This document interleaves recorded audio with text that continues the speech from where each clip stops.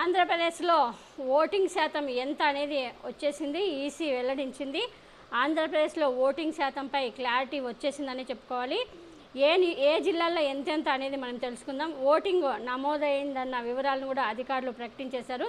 గత అర్ధరాత్రి రాత్రి 12 ఒంటి గంట 2 గంటల వరకు కూడా క్యూ లైన్లో నిలబడి మహిళలు వృద్ధులు ఓట్లు వేసినట్టు తెలుస్తూ ఉంది.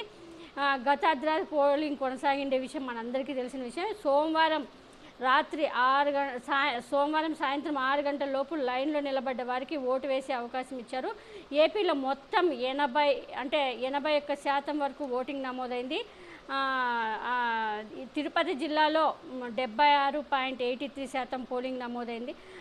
అంటే ఇక్కడ మొత్తం టోటల్ ఏపీ అంతా 81 అయింది. ఇప్పుడు జిల్లాల వైపు చూద్దాం మనము. తిరుపతి జిల్లాలో 76.83% పోలింగ్ నమోదైంది. అత్యధికంగా సత్యవేడులో 84.28% నమోదైంది. అత్యల్పంగా తక్కువగా తిరుపతిలో 59.95 పోలింగ్ శాతం నమోదైంది. చిత్తూరు జిల్లాలో 82.65% పోలింగ్ నమోదైంది. అత్యధికంగా కుప్పంలో 85.87% నమోదైంది. జిల్లాల్లోనే అన్ని నియోజకవర్గాల్లో 80% పైగానే పోలింగ్. రాయలసీమలో పెరిగింది ఓటింగ్ శాతం. కర్నూలు జిల్లాలో 76.1% పోలింగ్ నమోదైంది.